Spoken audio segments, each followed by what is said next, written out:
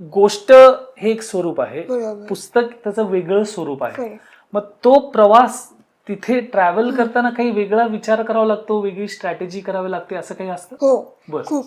कारण जेव्हा मी गोष्ट लिहिते तेव्हा मी फक्त माझ्या पुरता किंवा माझ्या ह्याच्यातनं विचार करते, पण जेव्हा मी पुस्तक लिहिते तेव्हा मी वाचकांच्या दृष्टिकोनातनं विचार करते की वाचकांना काय आवडेल, त्यांना कशा प्रकारे मी एंगेज ठेवू शकतो. Very good. सो म्हणून तेव्हा ते थोडंसं कधी कधी it can be really challenging, right?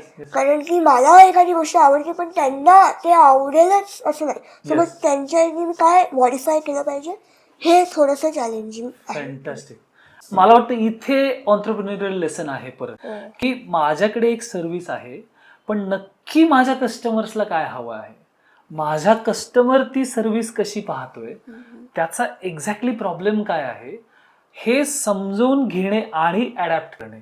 I think that's where entrepreneurial mindset आपल्याला वापरावं लागतं किंवा त्या दृष्टीने विचार करावा लागतो. तर मी असंच म्हणू शकत नाही की माझंच प्रॉडक्ट खूप भारी आणि कस्टमरला त्याचा काही रेलेव्हन्स नाही.